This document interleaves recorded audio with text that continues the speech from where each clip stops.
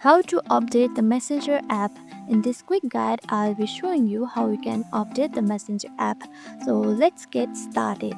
For this, you can just go to the App Store on your device, tap on App Store. Okay, once you tap on App Store, all you have to do is search for Messenger. Search for Messenger.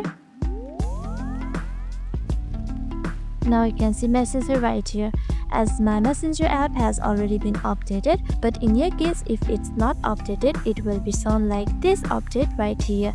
Just tap on this update and your Messenger will be updated. And that's it. This is how easy it is to update the Messenger app on your device. Hope this video helped you out. If it did, make sure to give this video a thumbs up and subscribe for more tips and tutorials. Thank you for watching.